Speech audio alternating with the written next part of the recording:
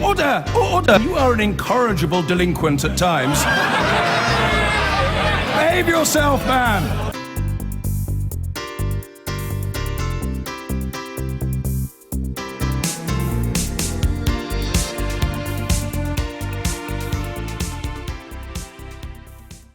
Now, Brexit campaigners, from the Foreign Secretary down, had touted an Australian-style system as the best way to allow Britain to control immigration. Today, though, the Prime Minister flatly rejected such an approach, but she insisted new controls will be introduced on those coming in from Europe.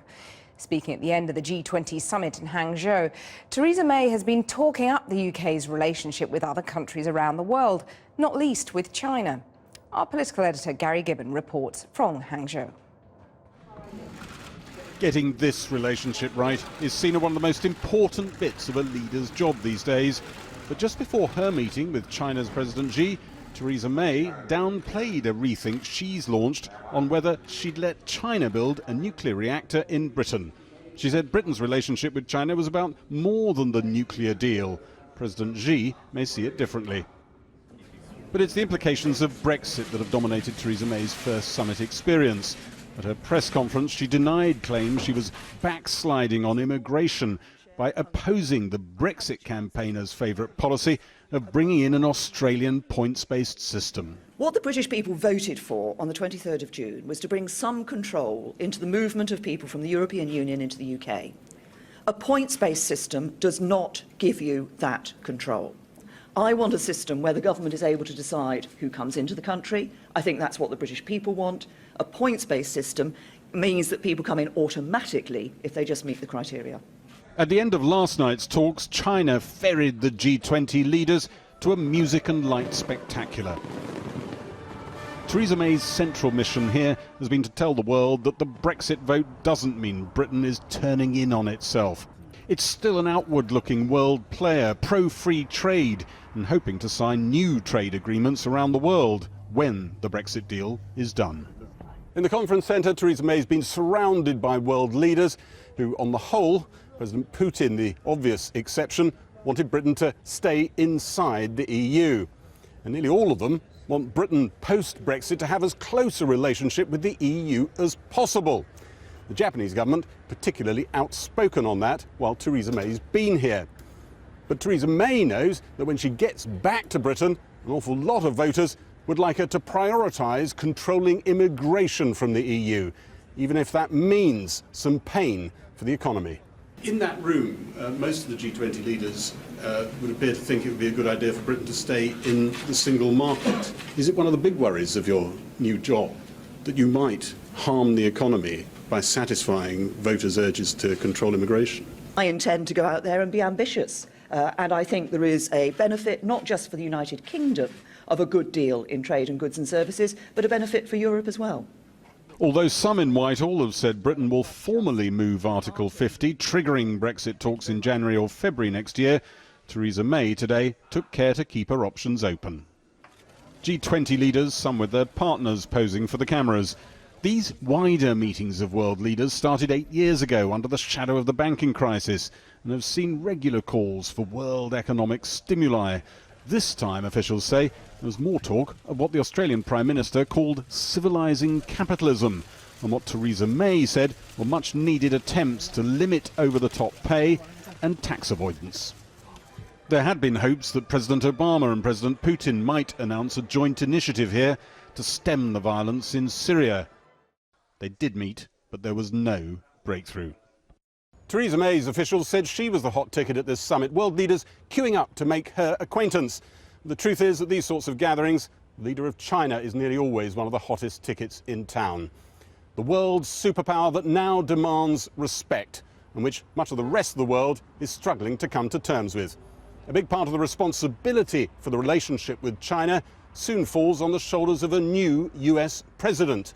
And who gets that job later this year could determine what sort of terms the world leaders are speaking on when next they meet. Gary Gibbon, Channel 4 News, at the G20 summit in Hangzhou. Well, among the post-Brexit challenges facing Theresa May is how to keep foreign investors in Britain. The Japanese government has warned that its firms may relocate to mainland Europe if tariff-free arrangements were to disappear. Our correspondent Andy Davis has spent the day in Swindon, where 55% voted for Brexit, to see whether locals believe it could be a threat to the Honda car plant, which provides so many jobs in their town. When it comes to Japanese firms investing in the UK, Swindon has long featured prominently on the map. Honda's been here for 30 years now, employs over 3,500 people, and says the company remains committed to its UK operations. But with the Japanese government issuing warnings over what Brexit could mean for Japanese firms in the UK, are people here worried? Some certainly, but most we met didn't appear at all troubled. Your husband works at the Honda factory. Yeah, yes, he does. Yes. Are you worried about the future of a plant like that when the Japanese government are clearly a bit nervous about what Brexit My could mean? attitude is what will be, to be honest with you. And I mean, it's going to take 2.5 years, supposedly, to even come out of the European Union, isn't it? It's not going to happen tomorrow. And I think in 2 years' time, all this nervousness will calm down. Personally, that's what I think. Yeah, I suppose people could be worried in Swindon. But there again, it's going to cost an awful lot of money to relocate a 2, 3 or 4 Japanese car factory, surely, even if they go somewhere else within Europe. Do you know the Japanese government has been saying... Oh, I know. They're threatening us at the moment, aren't they? Because they've got so many industries here. Big industry here in Swindon. And Honda, in Swindon. Would you be worried about that for the... Well, I am for a concerned place because like my son-in-law actually works for Swindon, for Honda. Away from the economy, immigration remains an area where Brexit means something yet to be fully defined. But what we do know now is that there won't be an Australian-style points-based system to control it. A system whereby entry into the UK would be based on certain criteria, such as skills and qualifications. The Leave campaign wanted it, and the former UKIP leader Nigel Farage today spoke of backsliding. As for Theresa May's stated aim of a system offering more control, some scepticism here over whether she'll get it. Even though Theresa May said Brexit means Brexit? Oh, Brexit means Brexit, but does Brexit mean curbing immigration? I don't know whether they're serious about it in a serious way, whether they'll be cutting numbers from outside the EU as well as within the EU. I don't know. Now, naturally, people want to know what Brexit will mean. In Westminster this afternoon, it was David Davis, now Brexit Minister, answering questions about the meaning of Brexit. Details, some would say, still conspicuous by its absence. It means getting the best deal for Britain, one that's unique to Britain, and not an off-the-shelf solution. This must mean controls on the numbers of people who come to Britain from Europe. What do we want? Brexit! And when do we want it? Now! Meanwhile, for these demonstrators outside Parliament, the detail they were after was about timing. An immediate triggering of the process for EU withdrawal, their cry. The Minister's view on that one, merely, it'll happen as soon as is reasonably possible. Well, joining us now from Overton in Hampshire is the Conservative MEP Dan Hannan, a member of the Vote Leave campaign team. And in the House of Commons is the Labour MP for Wolverhampton North East, Emma Reynolds, who voted to remain. Dan Hannan first. Let's deal with immigration before we come on to the economy more broadly. You described the Australian-style points system as eminently sensible. It ain't going to happen, according to the PM. Is she backsliding? Well, it was a means to an end, the end being control over immigration, so that we decide for ourselves roughly who comes in and roughly in what numbers. Now, the Prime Minister has made very clear that that remains the objective. If she doesn't want to do it through a point system, there are other ways of getting there, and I'm very relaxed about how we do it. Are you also relaxed that controlling immigration in whatever way means, as David Davis said today, that membership of the single market is improbable? I mean, I think it's really important to stress this. The argument against membership of the single market, as against access to the single market, is not really anything to do with immigration. It's that it's bad for our economy to have to subject 100% of our firms to 100% of EU regulations, when only 6% of British businesses do any trade at all with the rest of the EU. So it's a sort of separate issue from what our border control regime should be. It's about being able to exploit the opportunities. OK, and a looser kind of access is fine by you too? Well, it's not to do with looser access. I mean, you know, look at what it says on the back of a smartphone, right? Manufactured in China, designed in California. Neither China nor the US has any trade deal with the EU, yet obviously we're still able to buy the products here. So virtually the whole world has access to the single market. Well, let me put that to Emma Reynolds then. I mean, you accept now that some kind of curbs on free movement are inevitable. You've changed your mind on that. Do you also accept this kind of more limited access to the single market, not unfettered anyway, that Dan Hannan is talking about? Well, I did campaign to remain in the EU, but I accept the outcome of the referendum, and I accept the fact that a majority of my constituents want to leave the EU.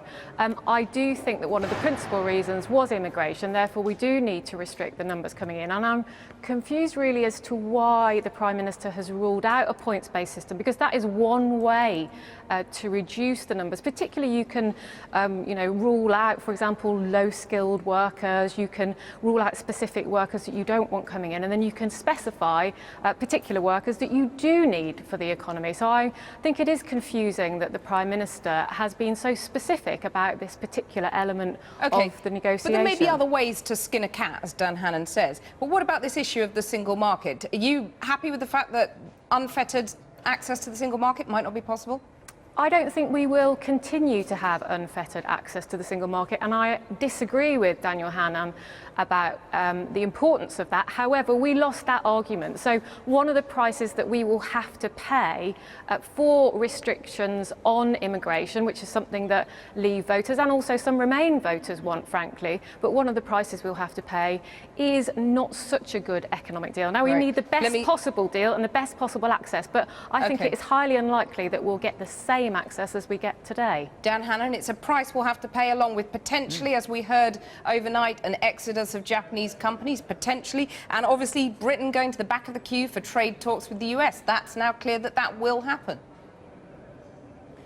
Well, actually, no, it's very clear that there isn't going to be a US-EU deal. As the German economics minister said last week, it's at an end. He was saying out loud what all politicians have been privately observing for months now. And so Barack at least we're Obama in is still privileging. Okay, but Barack Obama is still privileging some kind of deal with the EU, which could take forever, and then it's our turn. Okay, Kathy, I will offer £1 to €1 that there will be a US-UK trade deal in place long before there is a US-EU trade deal, if ever the second of those happens, because we're in a position now to have a genuinely consumer-led liberal free trade accord, not corporatist, not controlled by the cartels. We don't need to worry about French filmmakers and analog German companies worried about US tech competition and so on. We can have a properly effective trade deal with the US and indeed with South America, with Asia, with the Indian subcontinent, with Australia. What about those Japanese companies walking out the door potentially? Well, what they've said is that they want to have continued tariff-free access to Europe, and no one on either side of the channel is seriously proposing that there will be tariffs between the UK and Europe. We can sit at the centre of a new global trading network, retaining free trade with our friends and allies in Europe, who will remain our friends and allies, but finally opening our markets to those developing countries, hugely to the benefit of British consumers. Emma Reynolds, Dan Hannan can see the sunlit uplands just over the hill. Let's face it, you said not that long ago leaving the EU would damage our economy and lead to less investment, fewer jobs, higher prices, higher mortgage rates. None of that has yet happened. You over-egged the fear, didn't you? No, I think this process is going to be difficult, but I think the priority for all of us now is to try and bring the country back together and to attempt to secure the best possible deal. But this process is not going to be short and it's not going to be simple. The thing that Daniel Hannan often forgets to say in these sorts of discussions is that actually we're going to have to negotiate with the rest of the EU first on things like whether we have common external tariffs or not before we can conclude trade deals with other parts of the world. I would like us to do trade deals. It's a very short negotiation. Of course we're not going to have the common external tariff. The whole advantage of leaving the Prime Minister has said, Daniel Hannan, she hasn't made up her mind about that point. fuel will be cheaper, textiles will be cheaper, we will have huge opportunities, and the people who will benefit the most in Britain will be low-income families who spend the highest proportion of their income on food and other necessities, and in the process we will be doing more for Africa and India and the developing world than any amount of aid has done over the years, because we'll finally be offering these countries a fair chance to sell their produce into a developed market. With respect to Daniel Hannan, he should listen to his government and his Prime Minister. She has said explicitly to the International Trade Secretary, Liam Fox, that she has not yet decided what she is going to do about the customs union and common external tariffs. So, you know, it's all very well the Leave side again saying what they want. They said in the referendum campaign that we would have £350 million extra for the NHS. They said that we would have a points-based system for immigration, and all of that has now been turned over by the current Prime Minister. Emma Reynolds, Dan Hannan, thank you very much. I'm sorry, Dan, we'll have to leave it there. Outside Europe. We need to be part of it. Sorry, we have to leave it there. Thank you very much for joining us.